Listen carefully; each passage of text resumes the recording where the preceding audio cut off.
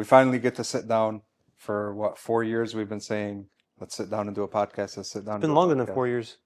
Yeah.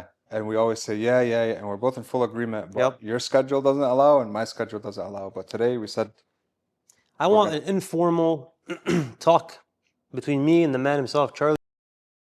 We talk about things that happen to us in our business, things that we've come across. You and I can spend hours on the phone, right? yeah, How many conversations have we had where we just sat there and we're like, at the end of it all, hour goes by, you had no idea the hour passed, and we're like, man, we literally learned so much from this conversation. So many epiphanies, yeah. so many aha moments that we have. Why not put it in front of a camera and let the public see what we talk about? Let the public learn from the things we say. Let us learn from the public, get feedback and engage and acknowledge. Yeah. And the biggest thing too that I really, really wanted to happen here is that people see us on billboards, they see us on, on radio shows, they see us in public. They don't know who we actually are or the struggles we've been through, right? And this is a conversation we actually had yesterday. We're both out there, but people don't know, like, we didn't just become out there. Like, but people don't know us. They have no idea what we've been through, the challenges, the hurdles that every human goes through. I think ours are on another level. Yeah, I'd say so. Well, the stories you've told me about yourself and the things that you've been through have just been, they're inspiring. They really are. So, I mean, really the main reason for this, I never ever wanted people to know my story, right? I was always very secretive of my story, where I came from, how I grew up, the things that the struggles that we've gone through growing up in, East Dearborn, right? On 6838 Tyson.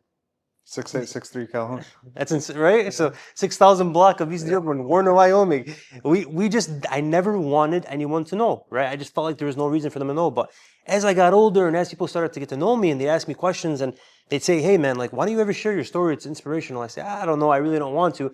I felt like, at this point we should talk about who we are, where we came from. Because people see us as Charlie Shami, the loan officer, the lending guru, the guy that was spoon-fed, for example, right? He never struggled a day in his life. His dad must be rich. His dad must be rich. Handed everything. He must have, and they don't see your work ethic and what shaped you and why you are the way you are today. They have no idea. Nobody knows this. Yeah. They don't know why I am the way I am. They don't know how much sacrifice we've put into our business or how much we've lost. I mean, sacrifice meaning I've sacrificed time with my wife, right?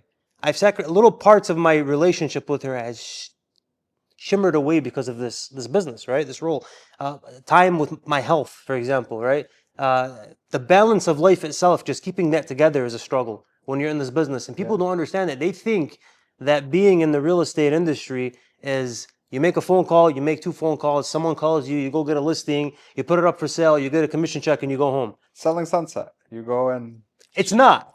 It's totally the complete fucking opposite. It's not like that at all, right? Yeah. Tell us, Charlie. Tell us a little bit about what you've been through and the things you've. The biggest feedback I've ever gotten. I was a senior director at Rocket, Quicken at the time. Now it's called Rocket Mortgage, but I was a senior director there, and I would consistently get this feedback that I was unapproachable. People would be intimidated to like come up to me. I would just have, by default, RBI. RBF.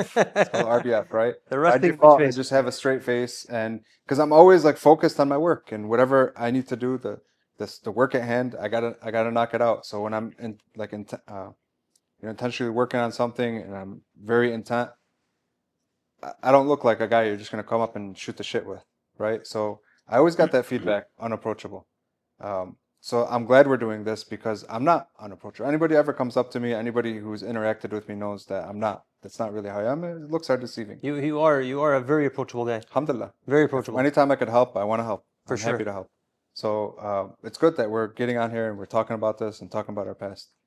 Before we talk about my past, I want to talk about yours, because yours is like yours is next. No, level. it's. You came up in East Dearborn. Yeah. What school did you go to? So here's a little bit about me. This is the first time I actually put this out in public, and it's a little uncomfortable for me, but I'm going to talk about it, and we're going to do this, right?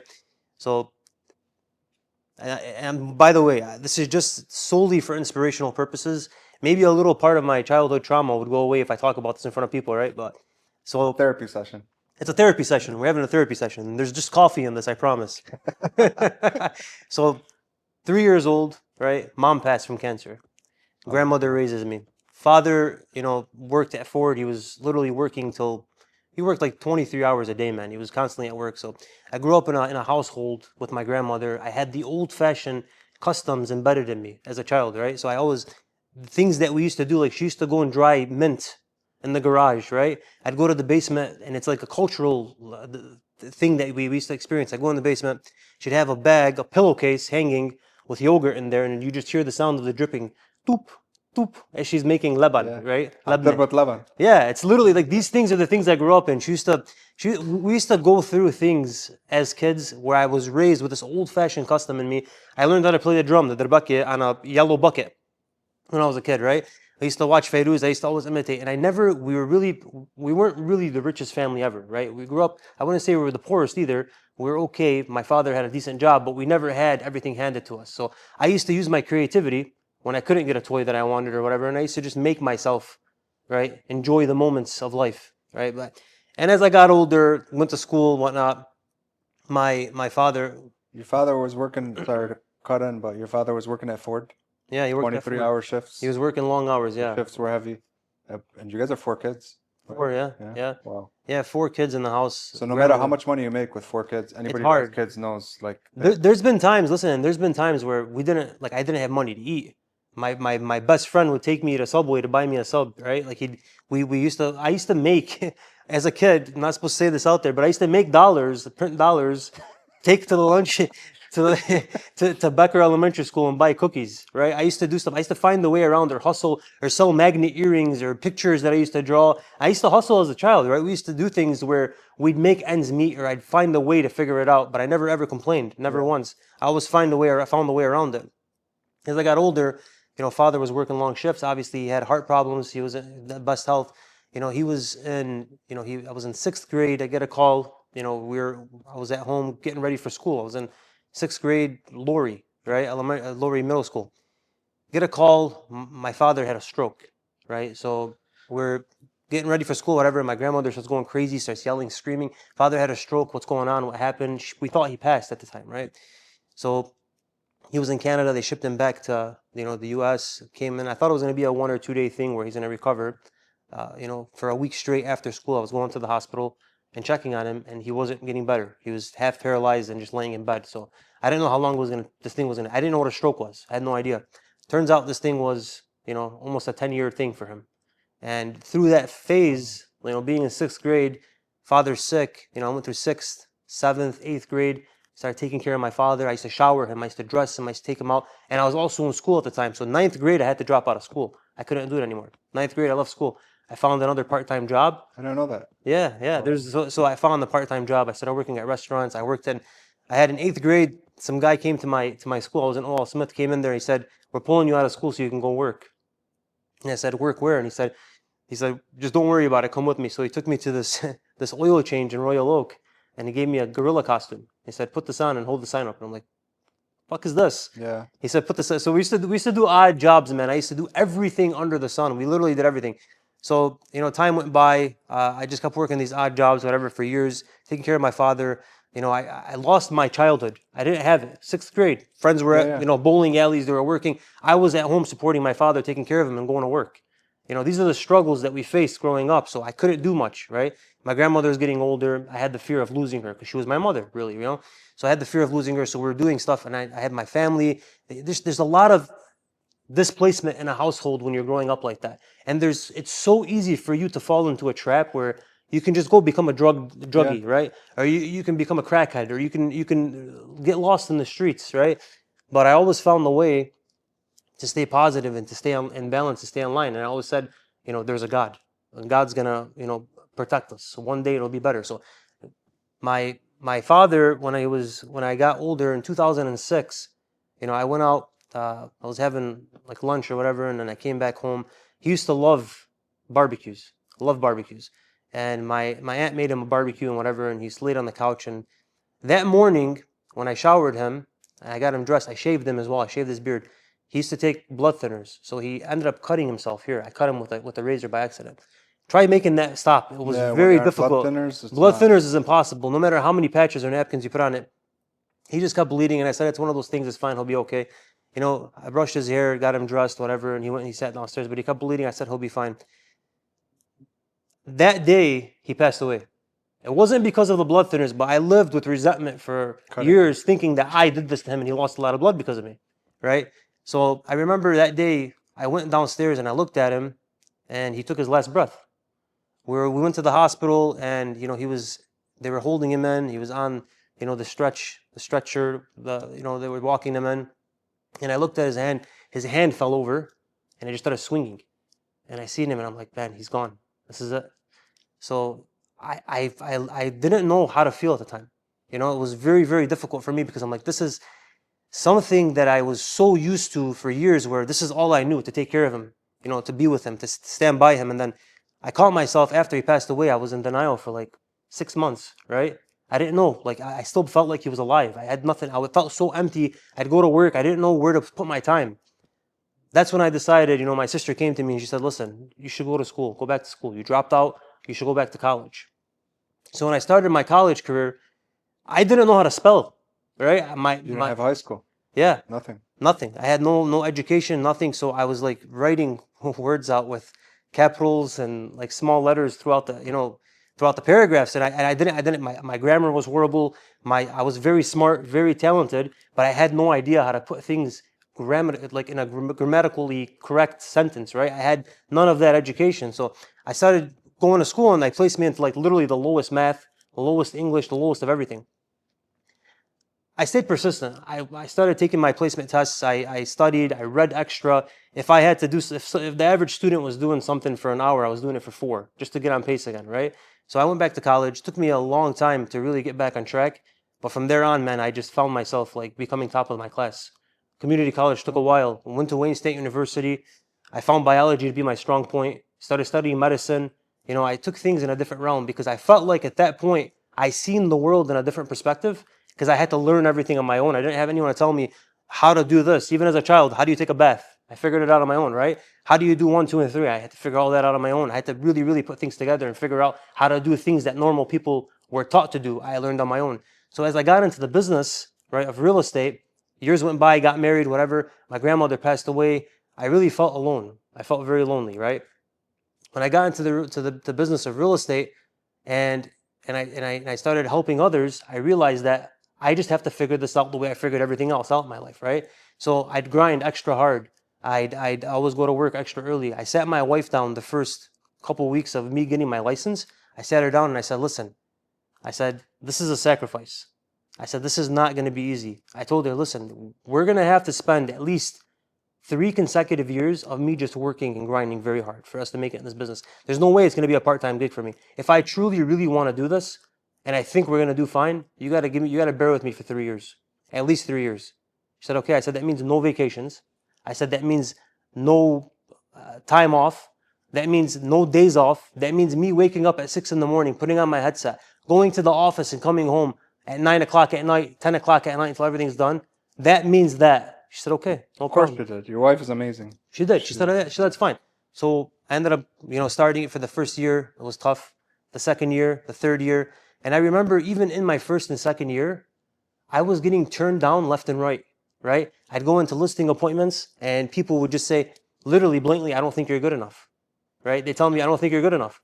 I remember one weekend, I went to 5 listing appointments. 5 consecutive listing appointments. I was pumped up that morning.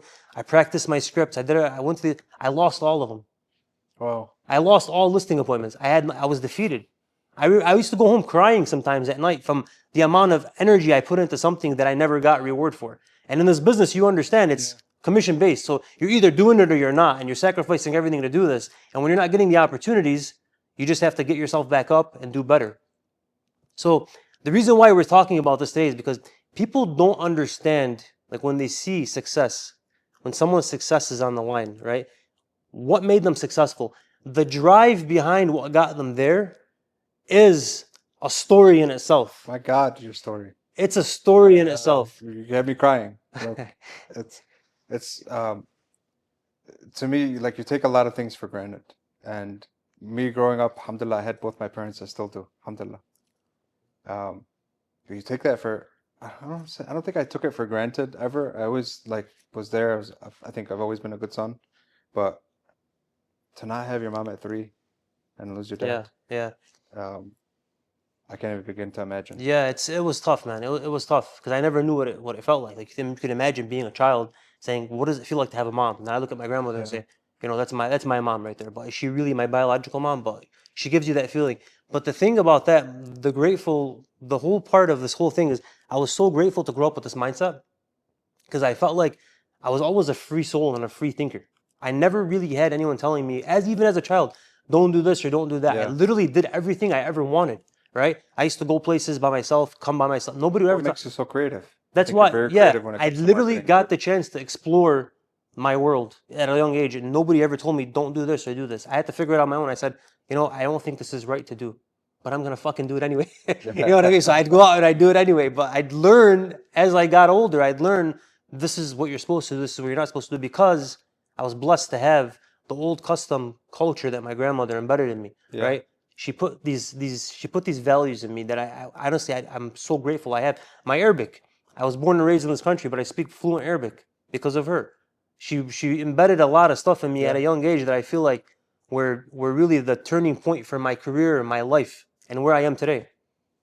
Enough about me, Uh, man. Tell me about your story. Tell me about what made you the man you are today. What shaped you to be the Charlie Shami everyone loves, respects, and the successful entrepreneur you are. Thank What you. is it? I think your come up, your past is kind of what formed you to who you are. And it builds this fire that you can't instill in somebody. We can do all we want, like leadership in our companies, to throw fire on or throw gas on a fire and like let that flame go crazy. But if they don't have that fire inside, there's nothing that's going to happen. And that kind of I your agree. your past is what created that fire and what formed you. I agree. My past is not the same as yours. In fact, there's a lot of things that were just like quite the opposite. Yeah, I grew up in East Dearborn, 6863 Calhoun, right behind Shatila's old bakery on Schaefer.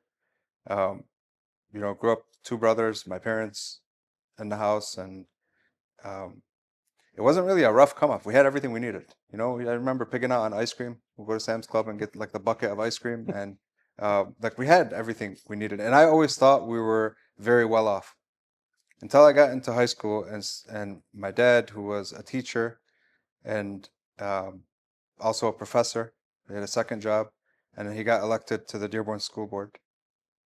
And I think that was the worst thing that happened to our family because it put us in like a spotlight.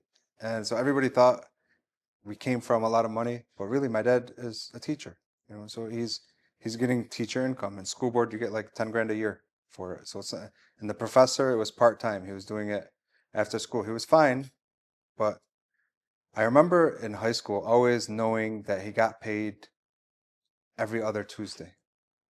And when it's like the Friday before that Tuesday, there's nothing. Nothing. Like, Oh, the fridge is empty. There's nothing. We're waiting until Tuesday till he gets paid. I'll get my allowance, which was like 20 bucks at the time. And, so most of my life, I think that part is normal. But I always seen that and I said, I never want to work for anybody. I never want to work for a company like that. And when I was 18, my dad decided he took out a second mortgage on the house, which was adjustable. And it was that whole, the whole mess with what happened with housing before and rates, and it went crazy, went up. He took out the second to do the basement, and the payment on the house was like 2,700 a month after adjusted. And he just said like, I'm not doing this. And he decided to leave the house. Um, my mom didn't. So it was my brothers and my mom. My brothers and I weren't working. I was 18, so we're like right after each other, 18, 19, 20. And we sat down and said, okay, we're either going to lose the house or each of us has to step up and like pay their way. And here's what it's going to be. It turned out to be 250 per person per week is what we had to pay. So do what you got to do and get 250 a week. As a kid, at 18. So this was 24 years ago. I don't know what year it was, probably 2000, I don't know, 2000 something, early 2000s. $250 a week is a lot of money. It right. was a good Yeah, amount of money yeah. right now, but to have that as the weekly, no matter what, was a challenge. That's tough, especially how old are you at the time? 18, Oh, wow. 18, no car, just you got to figure this stuff out. So, uh, I started working in these trade shows and traveling from state to state, working in these trade shows, selling. First, I was selling computers with my uncle, and then he wasn't paying enough. I was making like 300 a week, and that just wasn't covering it. And then I got a job with somebody else that's selling cologne and perfume, and he was paying 450 a week. 450 a week to me was exactly what I needed. So I sent 250 to my mom. We had a joint account, which we still have till today. I'll put the 250. I'll be in Texas, Arizona, wherever. I'll go to Chase Bank, deposit 250. She'll pull it out. And I had $200 to live in a different state. No family, no friends. No, I pull up to your house and eat your food. None of that. In a different state, $200 to live off for the entire week. So what I would do, buy a foot-long Subway every day. And Subway, if you ask them to, they'll cut the sub into threes instead of in half. One of those will be that meal for lunch. Another one will be that meal for dinner. And then the third one will be my breakfast on the next day. So Wow. like I got used to the Wow. cold, either veggie patty or tuna. We throw it in the hotel refrigerator wherever we are. And then I smoked a pack of cigarettes a day at the time. That was my voice. So I'd buy a pack. Packs were like $5 a pack a day, and that Subway, and that's your money for the week. So I'd live it like to the penny off of that $200. I did that for a few years. I became this guy's number one salesman in the shows, and he offered me a raise. There's no way I can do this forever. So I told him, instead of giving me a raise and money and cash, give me product, and when I go home, be okay with me selling it. Like, sell me it at wholesale. I don't want it for free. Sell me it for what you sell at wholesale. So I'd start buying it from him wholesale, and I'll go back and I'll just drive around and sell cologne and perfume. And believe it or not, I built a business out of that. So it started, there's days where I made $1,000. There's days where like 500. So the 250 started to get lighter and lighter. And then I got an opportunity to do a show myself. So I found a wholesaler for cologne and perfume. I bought a bunch. I drove to Spokane, Washington. One drive, I had a Ford Edge at the time. I wouldn't sleep. My whole life savings was in the car with that stuff. And I set up the show Friday. Saturday, I sold out. Every That's last amazing. bottle I had, I sold out. That's amazing. So I had to drive back and reload, and so much drama. And when you like the person that couldn't do the show, and he gave me the opportunity to do it. But when he found out I sold out, he went crazy. He started a lot of names that people will know in the community. Started telling them that he'll give them the show if they can get it from me and whatever. And I hate that stuff. So I sold them my merchandise and I stopped. Then I got a better opportunity to do computers. And it's crazy how life works. If you have the right intentions and you're doing the right things and you're doing things the right way when nobody's looking, True. call it the universe, God, somehow finds a True. way to like replace whatever's lost with something better. Yep. So somebody else that was doing the show with me, and these shows are like, they do guerrilla marketing on the radio. They'll get a place like Little Caesars Arena, and they'll blast radio ads, blast TV ads, all the midnight ads. You'll see them on there and get people in the door.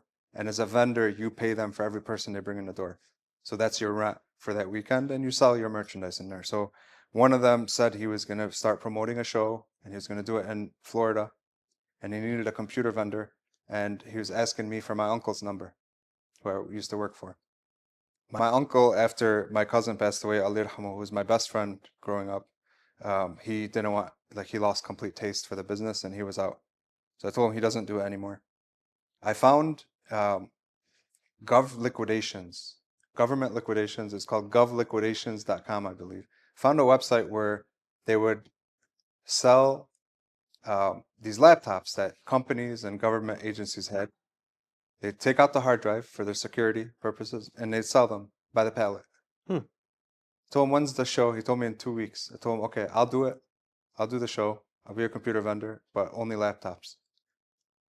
He told me, you have the merchandise? I told him, yeah, I have it. So I ordered the pallet and I was like, okay, I'll clean them up and get them ready. And it got delivered to my mom's house. And the truck driver wanted to leave. He didn't want to bring the pallet down. I had to, I basically begged him, help me get it off the truck. He didn't have a forklift or anything, or a dolly. And then carried them one by one into the garage. There was 50 laptops. I opened the laptops. I bought a bunch of chargers on eBay, plug them in, open the laptops, and the screens were out on them. You ever have an Xbox? Hmm. You ever get the Ring of Death on the Xbox? You know what that is, Ring of Death? Probably not. So it's like when the video card detaches on the inside and it doesn't work Oh, anymore. okay. So these were HP and a lot of them had that issue. Well, what am I gonna do? That was all the money I had on that palette of laptops that I got, and I have this show that if they're not fixed, I'm screwed basically.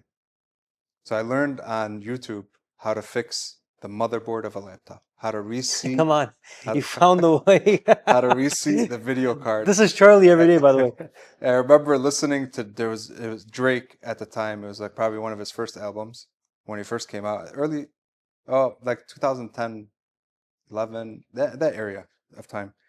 But I was sitting in the one car garage. I had the 8-foot foldable tables spread out with a bunch of extension cords behind them, all the different chargers, and I had a factory in there. Chain smoking cigarettes, listening to and just fixing them. You gotta like solder the motherboard, get it warm enough to reseats, and then you put this little gel on it to let it cool, and you put it back together, and it turns on, and you have video. So, so I had to do that for 50 laptops. I figured it out how to fix them all, got them all going. I got the solution to clean them all, made them all look really nice. I made signs, I put them in my car, and I drove to Florida. Got to Florida Thursday night. The show was Friday morning. Set up my booth for the show. Friday morning, opened up. Friday, Saturday afternoon, I was sold out. 50 laptops. Whoa, nice, You know, nice. amazing, right? Wow. But now I got to figure out how to get more. So I found a wholesaler and I started selling the computers. I opened a store in Lincoln Park too for when I was not at the shows, and it was doing good. Uh, during this time, financially, I was good, but it was cash good. Cash good's different. Cash good is like you have cash in your pocket. You don't have good credit. You don't have established credit. You're not like you don't know what you make, especially with me at that age, and like I had no idea what I make. I'd have money to do what I wanted to do, really, but it wasn't like I know I'm going to make this amount of money every whatever period of time. It wasn't consistent, and the shows were on and off. So we went from Orlando, we went to a couple other cities, and then this guy was like, "Okay, we're off for 2 months." All right, because it cost him a lot to do these shows. That's why I opened a store.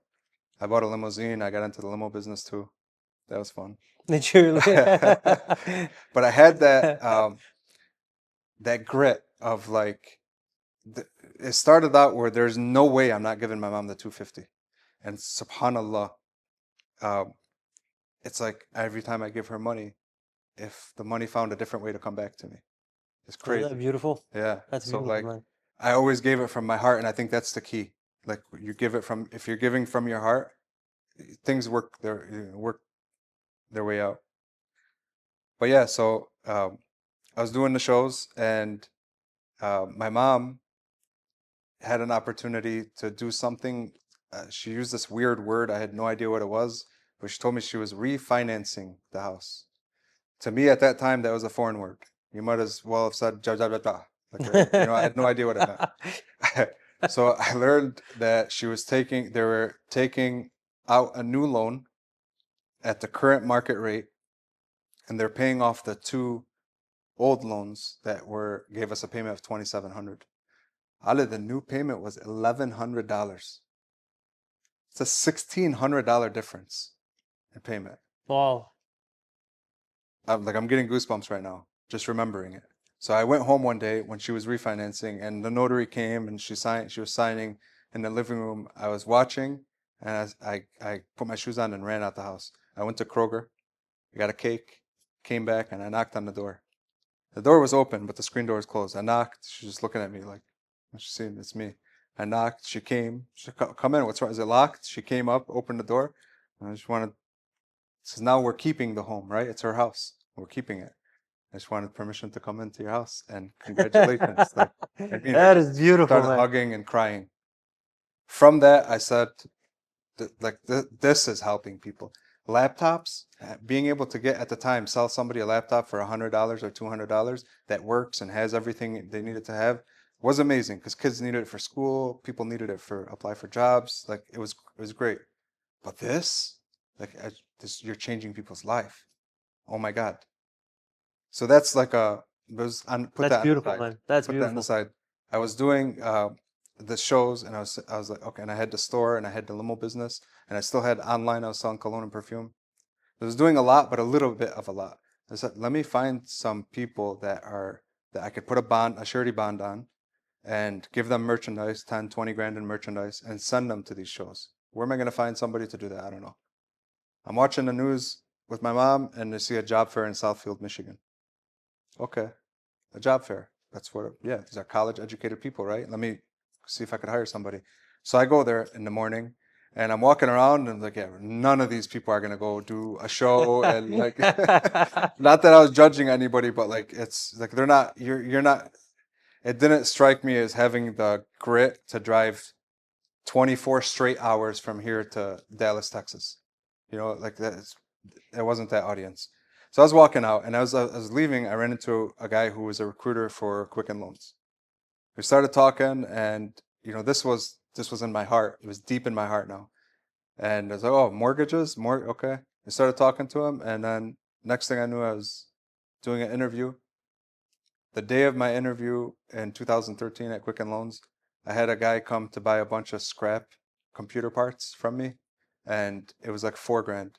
And it was like not 4 grand in hundreds, it was like tens and fives and twenties and whatever. So it was a knot like this. I put I was in a suit, and my pocket was bulging like that because I didn't have time to go to the bank, and I went to this interview. So it's a confidence builder for sure, but I was kind of embarrassed by it. But anyway, I got the job at Quicken, and alhamdulillah, like my first month on the floor, I was number one. My class was over 100 people.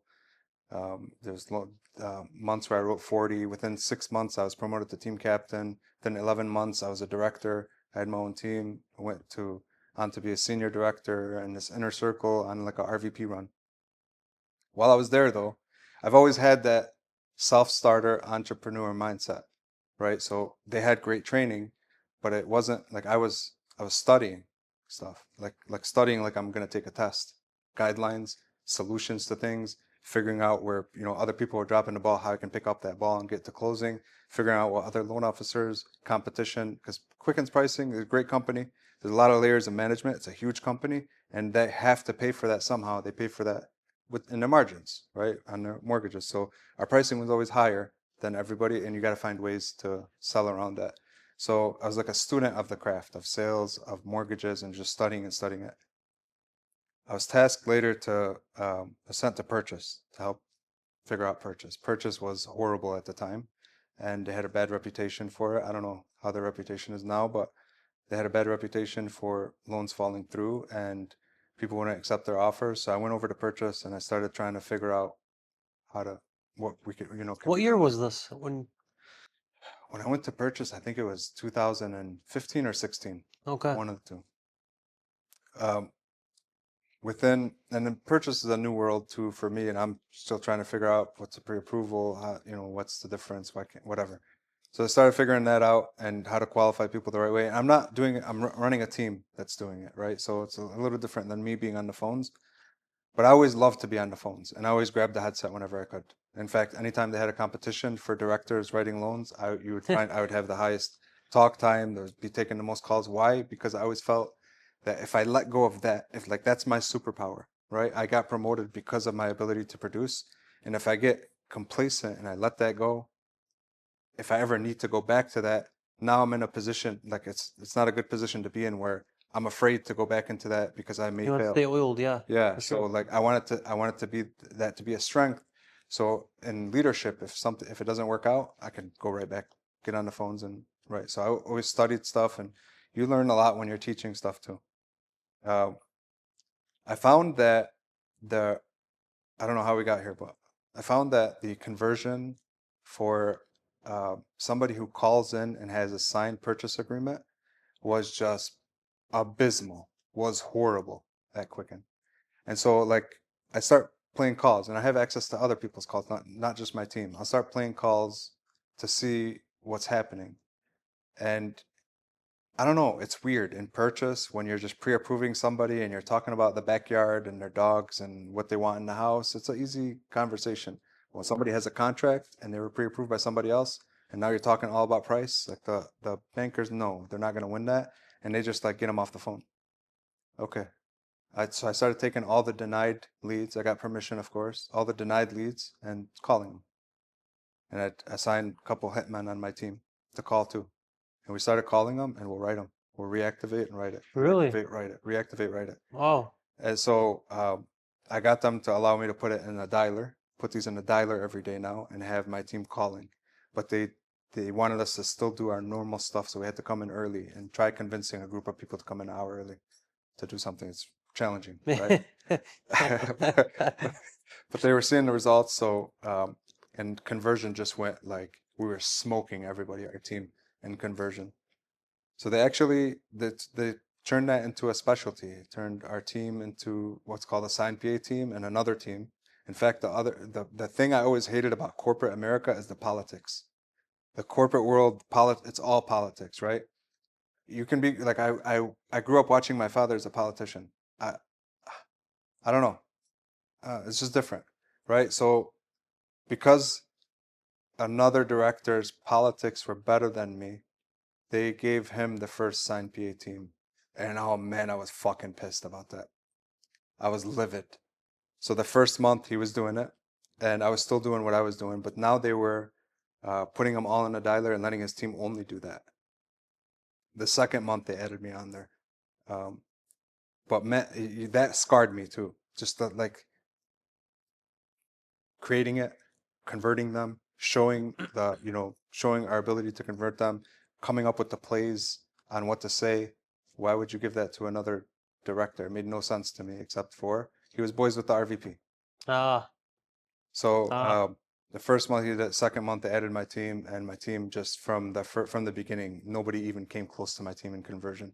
For the whole specialty, I was the one writing plays. I got some lines from Over Wall Street and changed them a little bit, but I made some really great plays for the signed PA. And then I got them to reroute, start asking, because they'll call, associates will call somebody first, then route it to a banker.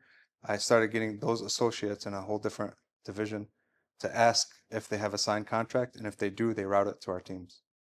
And that became a specialty. It's still thriving now.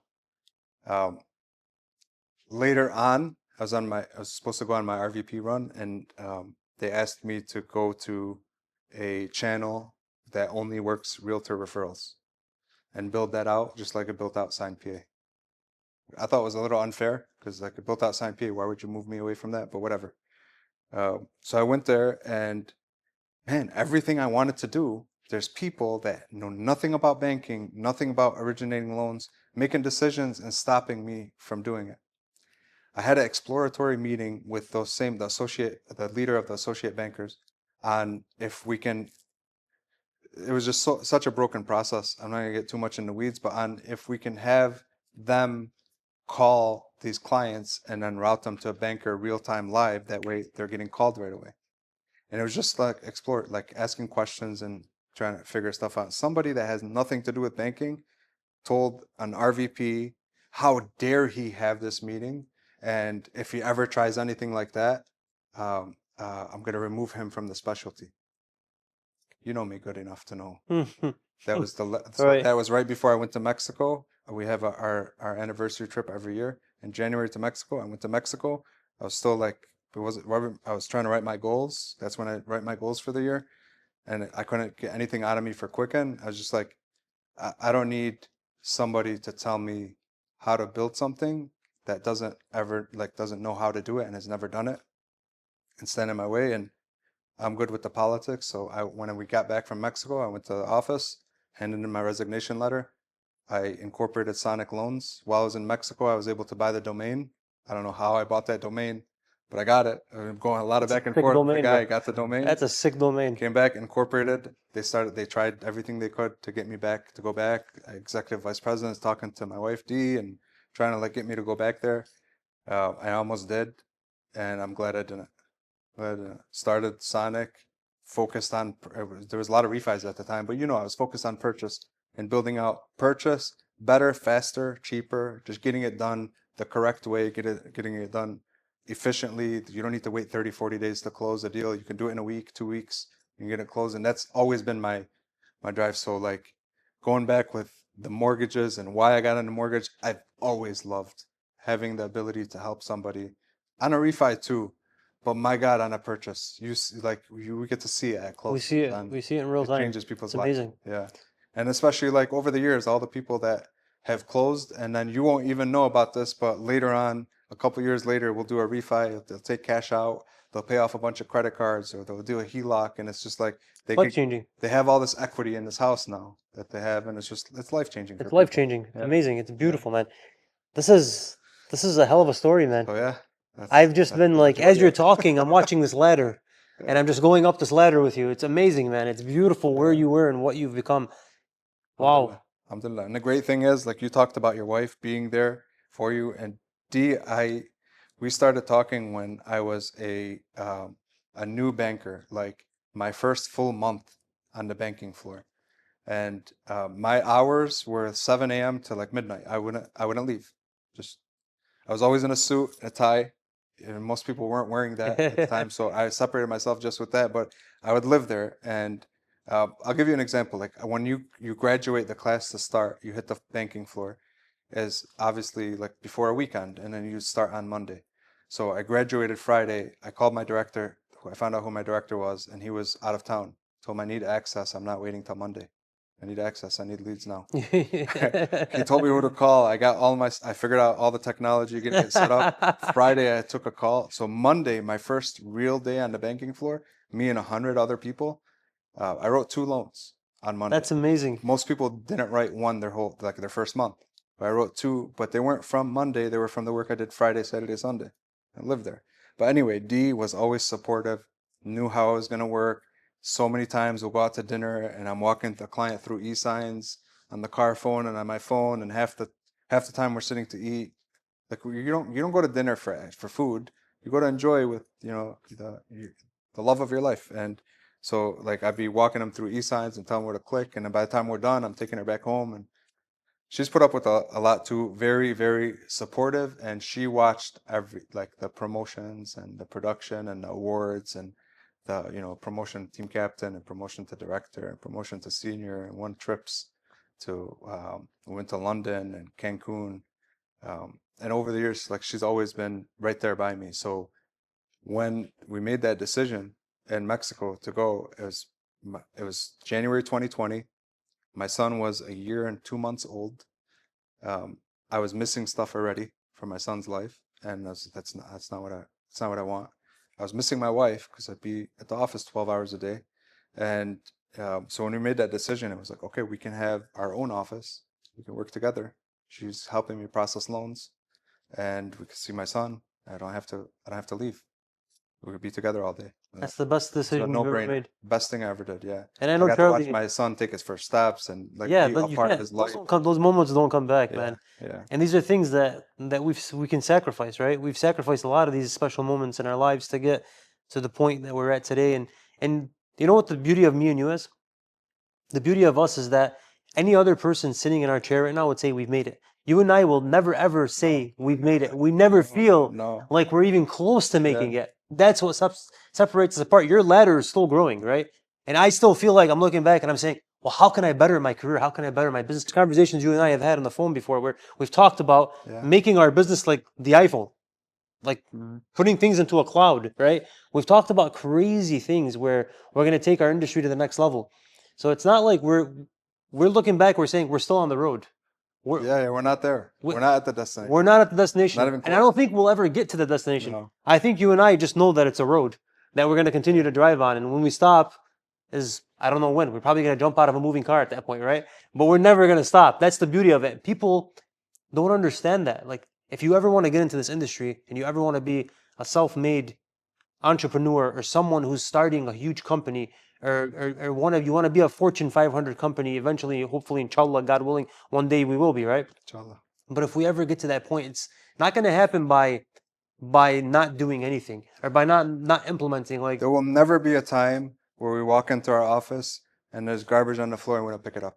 never. There'll never be a time where a client calls at 10:30 and I'm in bed, but I'm awake and I see the call and I don't answer the phone and get out of bed and answer to see that's our business. That's our line of work. Saturday, Sunday, you're at the mall, somebody needs a pre-approval. I got to figure it out. If I don't have help in the office to support me, which thank God I do. But if the times I don't, I got to figure it out. You can't let somebody not buy a house, not get the house because you're buying clothes at the mall. So No. you never let your success defeat you. No, And you're right. It's never. We're not. There is no destination. It's a journey. it's a The journey. whole thing is a journey from beginning to end. It's a journey. There's no stopping. You can take a pit stop sometimes, but You said something beautiful earlier when you're talking. You said when you do stuff right, even when no one is looking, right? When you do the right thing, even when no one is looking. Like yeah, this is one of my epiphanies of life. Like I used to always do the right thing, right? With the beauty of okay, saying, well, God's watching me, number one. But even beyond that, myself is watching me, right? Like I am going to tell myself who I am. I'm explaining to myself as a person, who am I yeah. as a person. So if there is a piece of garbage on on the ground or on the floor and we're walking and nobody's looking, do we pick it up and throw it away or do we not? You wait for somebody else to get it. Okay. No, like that's the thing. Like we do these things because we want to prove to ourselves and maintain the imagery that we have of ourselves and the identity and the ego as a person who's a perfectionist or somebody who's continued to grow or somebody who's doing the right thing all the time. You want to maintain these values within ourselves, and if we stop doing these little things, then we're losing a little bit of who we are, right? Yeah. So these are the things that make us who we are because we do them when no one's looking. And the beauty of that as well is, I think you and I, we have to agree to be a successful real estate guru, whether you're a real estate broker or a mortgage lender, right? A broker. To become successful, there's so many boxes you're gonna have to check, right? There's so many Yeah. boxes.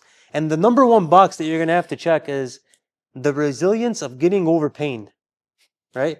The resilience of being resilient and getting over pain and moving on because this is a tough Oh my industry God. and it could break the Yes. shit out of you and it can make you tear and cry like a little Yeah. bitch, right?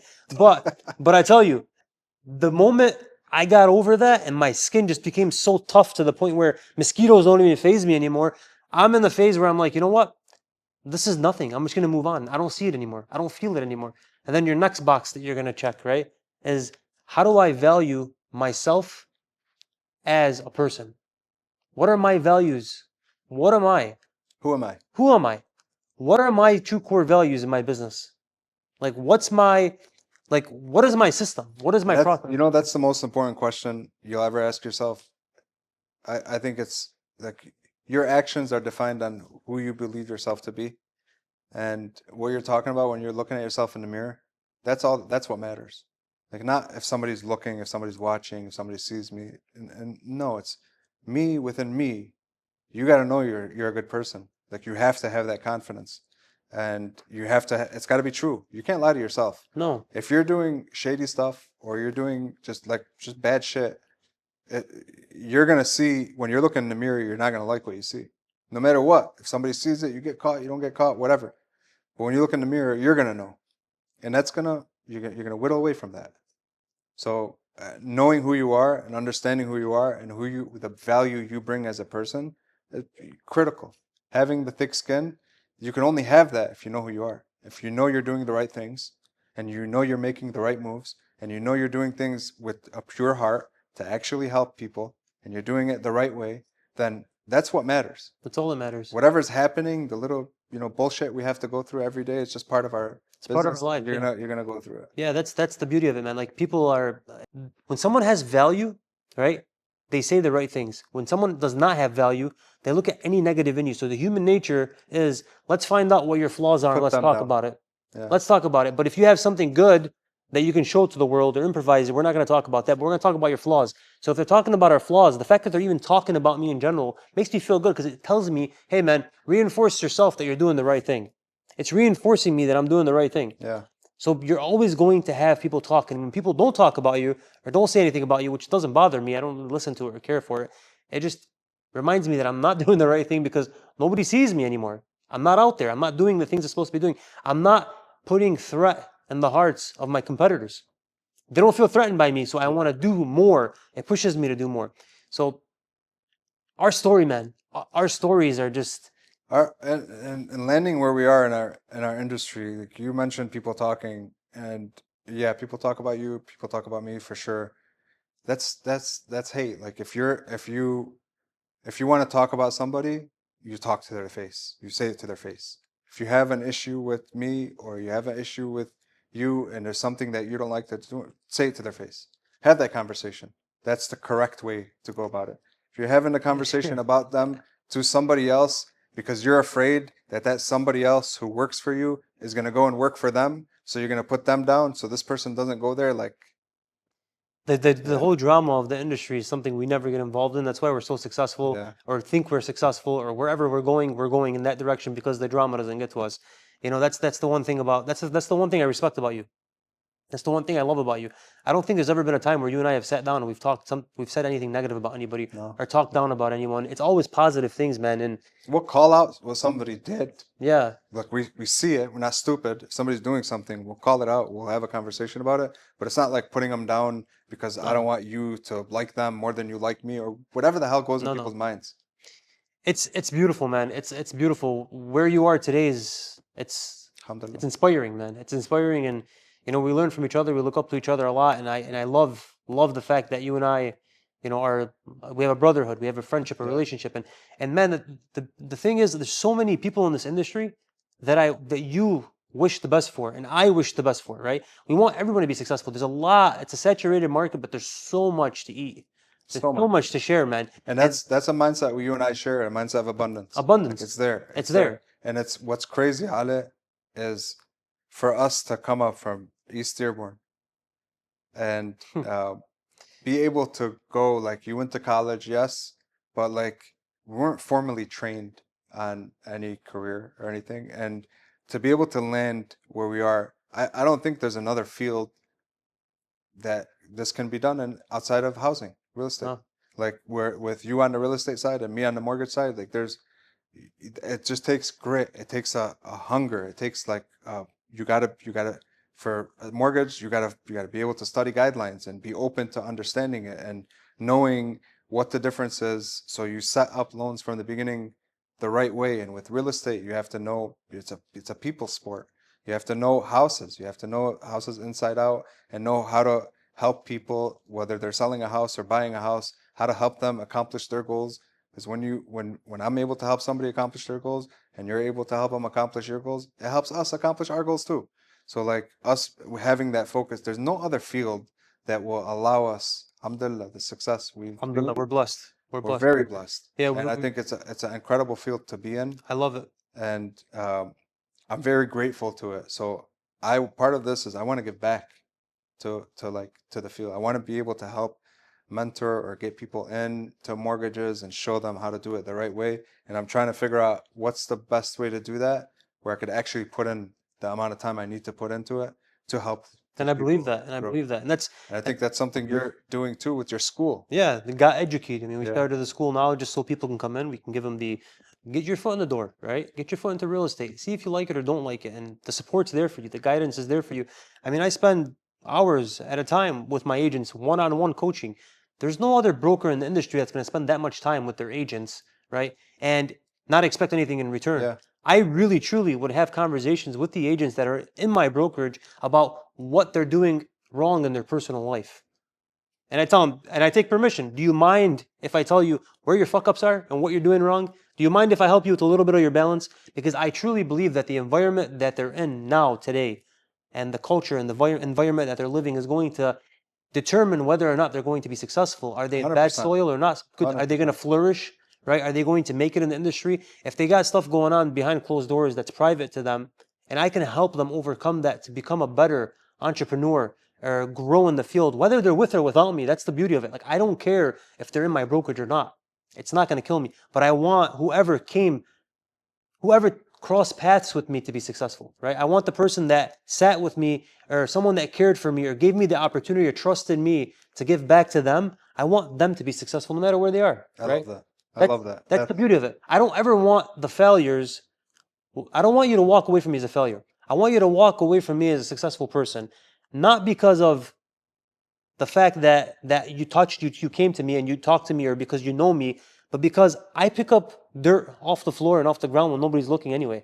So when you're not successful and you're in front of me, it's a direct correlation to me being a failure for you. So I don't want to put myself down indirectly, and I want to make sure that you're successful for me, to feel better about myself when you leave. So call it selfish or Selfishly, yeah. selfishly, I think I most people will be okay with that. I want to feel good about it. I don't want you to fail. I don't want you to walk away. I've been at, other companies where they're looking for a way for you to fall on your face and fail. Yeah. But I look back and I say, man, there's God, right? There's God. There's Allah. Alhamdulillah. We're doing what we need to do as people. We're not doing anything wrong. We're not doing anything illegal. We're doing everything from the pureness of our hearts. We're doing things the right way, and we're gonna continue to do things the right way, and that's gonna take us to the top, no matter what. Yeah. And we may not become, well, I think we're always going to be on top of the world. And eventually we're going to end up, because we're going to, at this rate that we're going, we're a rocket, right? And it's going to end up going into outer orbit. So I continue to think that we're only competing with ourselves. There's never anyone else that I can look at and say, I'm competing with that person. We're always competing with who we are inside, which is the beauty of it. That's why we're dangerous.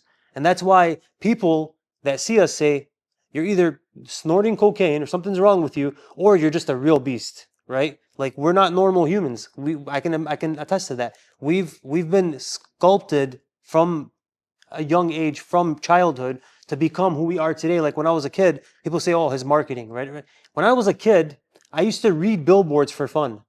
Like, my dad would be driving, I'd be in the back of his Ford Explorer, literally reading every single billboard and thinking about how they can improve what they put out there as a child. Amazing. You know what I mean? Like, this was my passion. Marketing was my passion. I used to come up with different things, different slogans. I got into the whole little music industry. I started writing poems. I was always very artistic and always drawing and trying to keep myself calm. These are the artistic life, the artistic element of my brain is what got me through my childhood in peace. The creativity part of me. Like, I used to play with toys, man. I used to sit down and make things up, make storylines in my head. I used to always do this, and this is what developed who I am today, right? And I take that part of my childhood and I implement it into my real estate career for marketing. And I'm not doing the marketing just for myself, but I'm doing it for the people that work with me as well, because they want somebody who's out there who has strong, hardcore marketing for their property sure. to entail, get them the most money for their home, right? And I utilize that, but this is something that comes from a whole history, right? Of It's not like pain. you took a course at Henry Ford and now you know how No, to no, no, no. market. This is the way your brain is wired from birth. This is fifth grade, going up to what was called a pencil machine at the time, and buying all the pencils and then selling them for a margin. Did you do that? Lorry. That's hilarious. It's supply and demand. Right? That's where it's at. I mean, this is the beauty of it, man. We're not just people that are, it's not just, Charlie, Shami, Sonic Loans, and Ali Keys, Got Kid Realty. It's literally who we become from our childhood. It's what sculpted us. And if you weren't sculpted this way, right, that's okay. That's okay. I'm glad you weren't. It wasn't easy. It was hard. And it's the percentage of people coming out of what we came out of and being successful is very slim. Very, very slim. Very slim, man. So these are not things that I think we should be hated for. I think these stories that I didn't want to talk about, by the way, and I never wanted to ever, and it took me a long time to actually bring this out on camera. I think these stories are going to inspire people, because in the position that you and I are in right now, right, I think we can be considered as leaders, no? Right? Right. I think, and not because I think so myself, but because I've been told so from others, from a majority of people, that, you guys should share your story. You guys should talk about, what you've been through and how you got to this point, to inspire the youth or inspire people that are trying to get into this business, to show them. Like, when I sit down and talk to my team and we have like a Friday meeting or whatnot, and I give them a little bit of inspiration, they get up and they're running through walls, right? And I'm like, man, I'm really good at motivating people, right? I'm very good at. Why? Because I cared, because it's in my heart, it's in my soul. These are the things that I've been through. And it comes off as very strong, but it's because there's so much passion behind what I do. Yeah. And you either do everything right at 1,000,000%, or you don't do it at all, right? These are our values. Yeah, and those are the values that have me work, like setting up. It's not easy for you to set up your brokerage. No. It's not like, No. oh my God, let's set up a brokerage. Let me take a test. Boom. No, it's not easy. It's not easy for me to set up a mortgage company. You said broker. I'm actually a lender. I have a warehouse line where we lend our own money. That's countless nights of my wife coming and finding me still logged in at 4 a.m. working on something and having to like pry me off the computer and tell me go to sleep because you're gonna be up at 8 or 9 or whatever time in the morning and you need some sleep. And how many nights that's happened, and like we're builders, right? Most people, or a lot of people, don't have that in them to build, or some just don't have the direction. And you can build a house inside somebody else's house. I think you would welcome somebody to build a house in yours, not literally in your house, Right. not like literally, Of course. but I would welcome to like build your brand inside your brain. Like, why not have somebody that's done it and somebody that's been in front of you? So yeah, you talk about leadership. I think leadership is it's a set of actions. It's not like it's not you label somebody a leader and they're a leader, or they run for office and they're elected and now they're a leader, or they get a position at a company and they're no. It's the actions they take. Are they behind the scenes doing the real work it takes for somebody to be successful? Are they showing people how to do the real work? And a lot of people don't see the real work. You see No, Selling no. Sunset, and you see like closing videos, but you don't know the work. You know how many loans I've gotten, and we submit to underwriting, and like clean W-2 assets are there. The underwriter finds a reason and tries to do an initial denial, and you fight, and like I end up being right.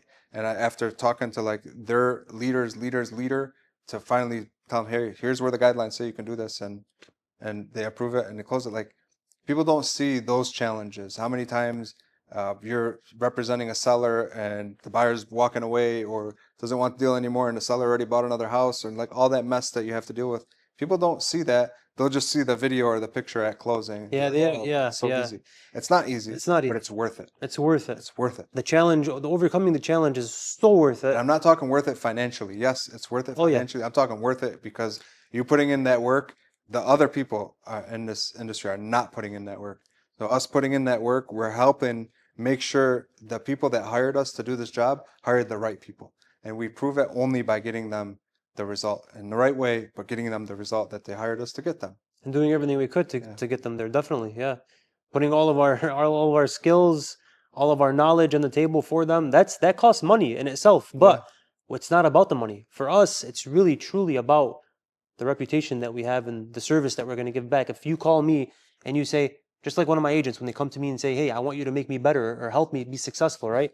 I care for myself. But when a client calls me and says, hey, I need you to do this for me, or I want this done in this specific fashion, I want to get that done for them, not just for them, but for myself as well, because it's a challenge within me and myself. It's the competition between you and yourself. You're competing with Charlie Shami.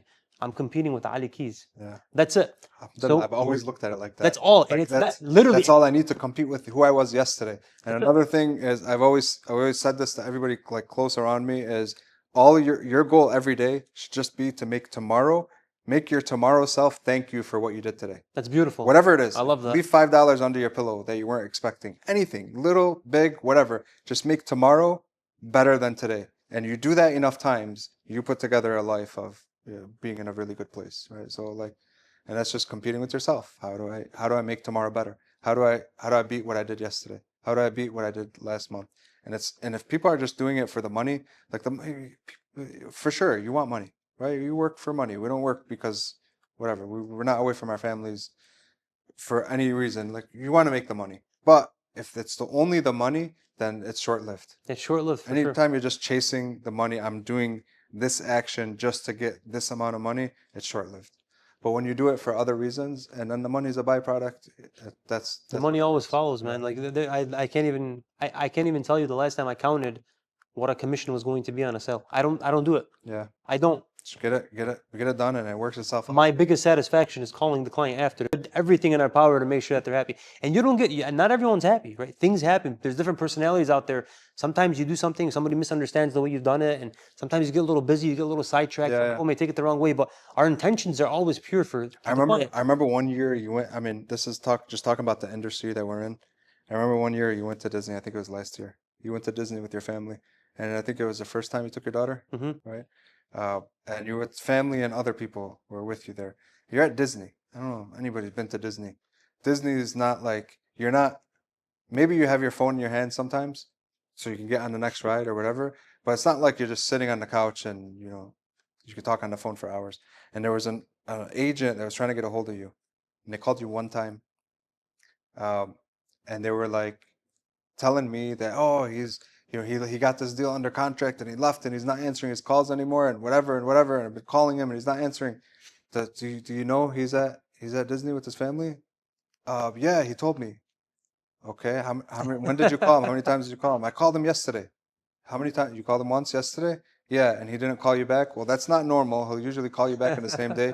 But the guy's with his family at Disney. What's going on? What do you need? Nothing. It's a silly question. I answered the question for him. It's like people. It's relentless. This business.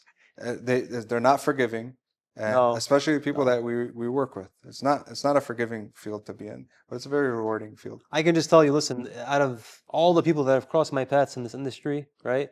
The ones that love me or hate me, right? The ones that are there, but I love everyone. And I'm sure that, there's people in this industry that wish they can do what you're doing or be what you're being, but I tell them, go back to Ali at 3 years old, 6838 Tyson, and relive that life.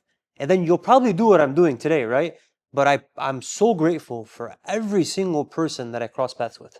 And every single person that I met, because they've shaped or molded something inside of me today to make me who I am. Yeah. Whether it was a good experience or a bad experience. And I wouldn't even say there's any such thing as a bad experience, because every experience is going to shape you and either push you towards something or pull you away from something. So I'm grateful for that. I'm grateful for everyone. And I love, literally, absolutely love everyone that I've crossed paths with. And I want success for all of them. And this is the mindset that I live by, because it's just easier. You know, it's hard to put resentment in your heart or to Yeah. pinpoint things that people have done. It's easier to just love, to give back, and to just be okay with everything. It's really stressful enough dealing with, the contracts and the business, and this guy needs to move by this time, and all the stuff that's happening and the chaos that they put into your life. And you want to make sure that that's where most of your energy is going if you're working, and if it's business. I'm not putting my energy into what he did or she did or he said or she said. I'm putting it into just growth. Yeah. That's where energy is.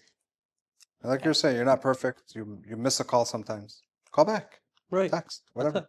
But yeah, like you're having the focused energy and helping the people around you. That's Right. critical. We can talk for hours, man. Yeah. I think we should end it here, because this is an emotional roller coaster for me. We've gone through memory lane, and it's beautiful, man. And like I said, the purpose of this whole thing, if you've even gotten to this point, thank you. It's probably like one person watching at this point from the 3,000 that we're on. But if you've gotten to this point, it's really, we're just sharing our stories because we want to give back in some sense, right? Who are we as people? Why are we the way we are? And is my story going to improve your lifestyle? Is it going to inspire you? My story, it inspires me, right? Your story inspired the crap out of me, right? And it makes me want to be better. And I think it's selfish of us not to share what we've been through, because God put us in this position to go through the things that we've gone through, to share our story, to help others also become inspired. And if we can put that flame under someone else's ass, I'm sure there's people that are going through the stuff I went through. I mean, there's a 12-year period of time where paying, like, I got to come up with 250 no matter what. And alhamdulillah, I was always like, I always did it the right way. And I'd come up with it. And yeah, there's times where I went to, I think it was called Farmer Jack at the time, but Kroger, and return bottles so I can buy a pack of cigarettes. And I'd cry. I'm a man, but I'd cry because how embarrassed I am. What am I going to do? I was addicted to cigarettes at the time, and I don't have any money. So like, I return bottles to get it. And I'm sure there's people going through those times. And if we can inspire somebody to know that there's another side of that, you keep your head straight and you keep doing the right work, you'll come out of it on the other side. D, when she calls even if I'm on vibrate, it rings. Or silent, it rings. But like, if I can inspire one person to know that there is a way to get to the other side of that, a successful way, not by, you don't have to end up, dead or in jail doing illegal stuff, but like a correct way to put in the work. There is another side to this, and I'm happy to help.